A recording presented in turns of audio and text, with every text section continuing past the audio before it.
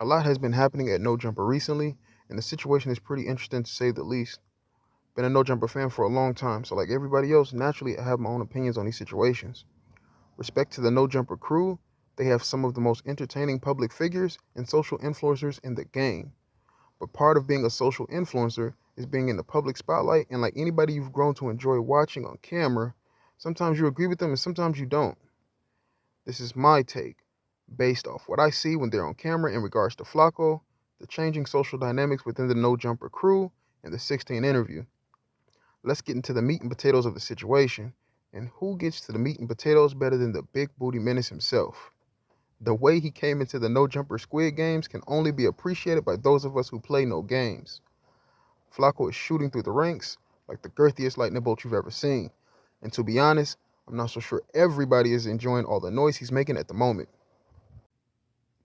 Off the rip, Gina in fact was the first to let it be known that he was rubbing her the wrong way, and I don't believe anybody saw him coming. Gina is super calculated, so much so that she calculates when it best serves her to be masculine or feminine. I think she has plans and connections that she believes Flacco could be putting in jeopardy for her. And one thing about a calculated person is they only have bad intent for somebody if they're getting in the way, consciously or subconsciously. Gina wanted Flacco to cut out the shenanigans. It started off with Wack. Okay. It started off with Wack. So he started getting into it with Wack. So you just didn't feel like you didn't want that beef. You don't want none of the beef that comes along with what he's talking about. He's crazy. That's absolutely correct. So why you think you gonna be in the beef, man? You tiny as hell. Nobody don't want to beat you up. You let that nigga talk shit.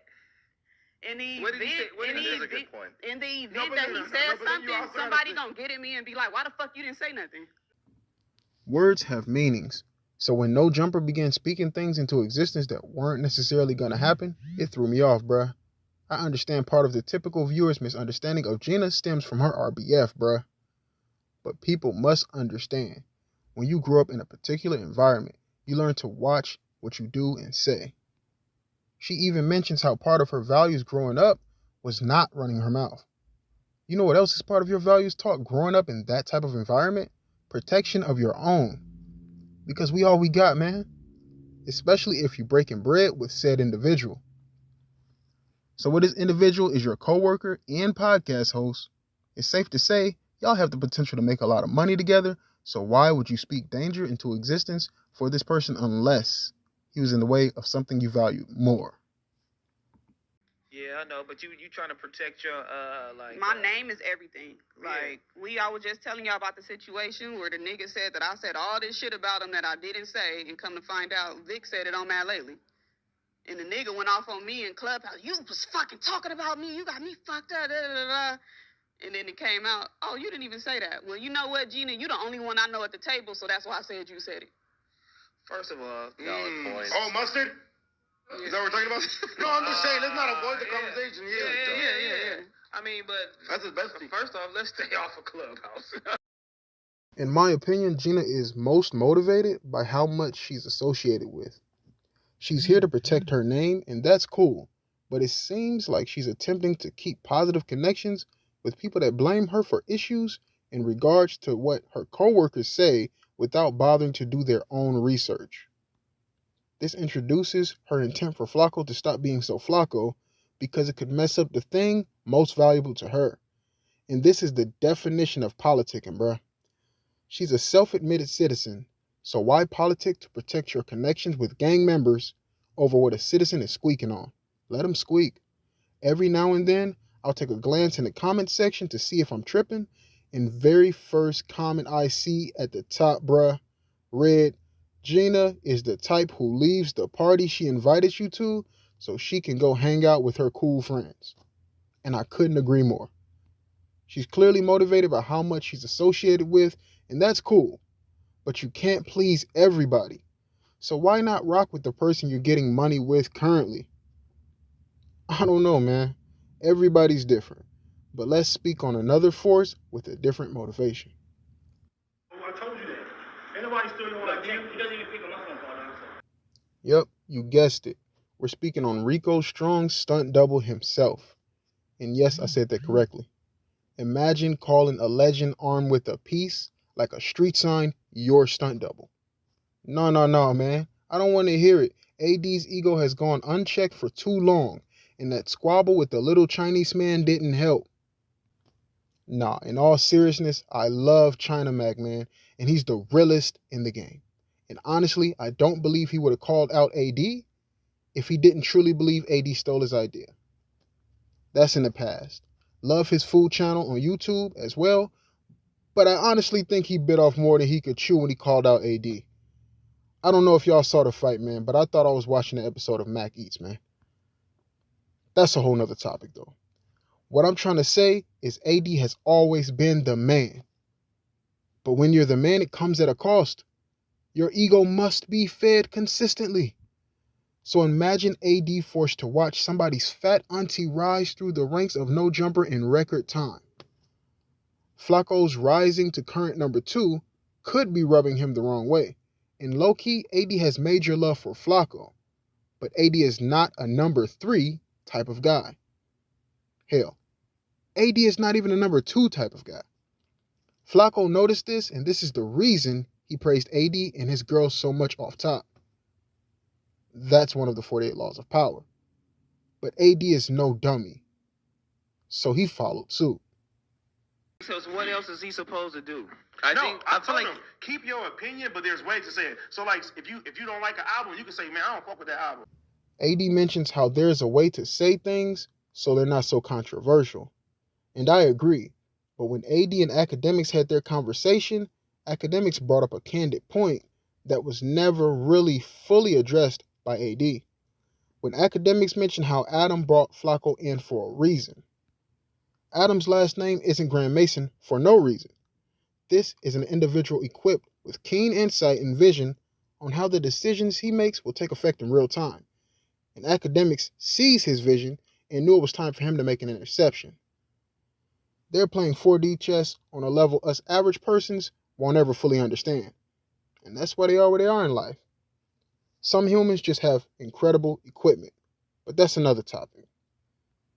AD is, and I believe sometimes not on purpose, telling Flacco to discontinue speaking in a way that further brings Adam's vision into fruition. Otherwise, why would he be moving so quickly through the company ranks? Only one person can make the decisions which allows that to happen. Audience just wants drama. Yeah, they want drama, but but some people still be like, you know what I'm saying? They be like, I want a real opinion when it comes down to shit. Right. And I respect that. But I'm like, in the same sense, it's like, man, y'all got to worry about this nigga's safety, bro. Yeah. Like, it's real out here. Here, AD is speaking into existence that Flacco might have safety problems when you should be saying the opposite. Street guys have no business being police to a citizen's opinion. If a couple citizens who used to be cops have a podcast where they speak on gang politics and dislike of gangbanging culture, nobody's going to get them lined up. And their coworkers aren't going to speak the possibility of them getting lined up into existence. They're citizens just like Flacco. So you can't separate citizens from their ability to speak on their opinions about street culture.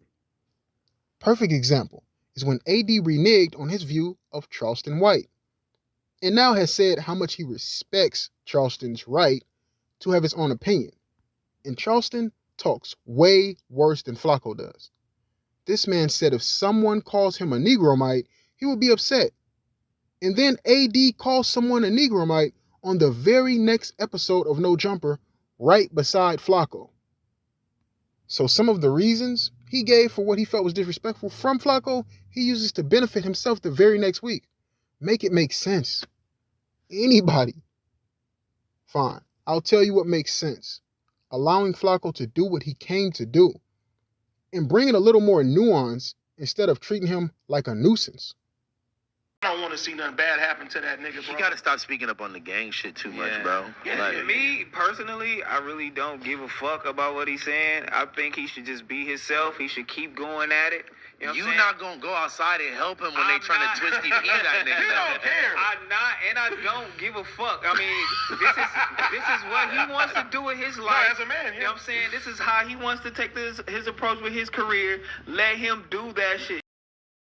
T-Rail, as he always does in my opinion, brings a real unbiased opinion to the situation. He mentions how what Flacco does ultimately has nothing to do with his personal life or separate personal performance while working at No Jumper. This is the opinion of someone whose intent is aligned in a different position than those who see themselves as part of the No Jumper hierarchy. T-Rail is a part of the No Jumper hierarchy, but as his own separate entity within this hierarchy. This is why he came at the whole crew several times early on in his No Jumper career. He's not willing to be a part of the group think if it's not aligned with his own separate principles he holds as his own man. But do you feel that he's going to be in danger at some point? I mean, Personally, though. I mean, maybe not. I mean, he's not a nigga that's outside at the clubs, outside. You don't gotta be outside at the club, bro. Just another example of a showing in the mindset of an individual with a separate intent than the group has. They attempt to further speak Flacco possibly being hurt into existence, and he mentions how that doesn't need to be the case and provides reasons why. Notice how the group immediately cuts that point of view out completely with groupthink. They're invested in a particular point of view because it best serves the survival of the group dynamic they have now. T-Rail brings an honest point of view to the table with no hidden agenda, and this is why people love to watch his dynamic with Flacco on the Monday Show podcast. Having said all this energy brought Flacco to the 16 Shot 'em interview, and it's safe to say, ultimately, AD saved the day. The interview was bad. It seemed like for the first time, Flacco had a clear agenda, and it's my first time questioning Flacco's integrity since his inception. However, I totally disagree with there being any reason for a street guy to spit in a citizen's face over an exchange of words. We can argue which words or phrases are the most disrespectful, but that's ultimately completely subjective.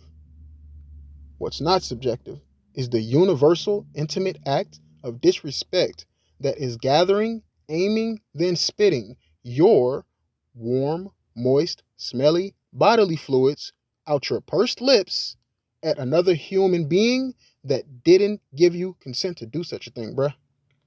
Flacco blew him a kiss back, but that's not the same thing as consent, bruh. In my opinion, they are setting a dangerous precedent at No Jumper. Why support 16's actions and not adequately support the Liberian cash cow? But that's my point of view on the recent events going down at No Jumper. Let me know what y'all think. I'm out.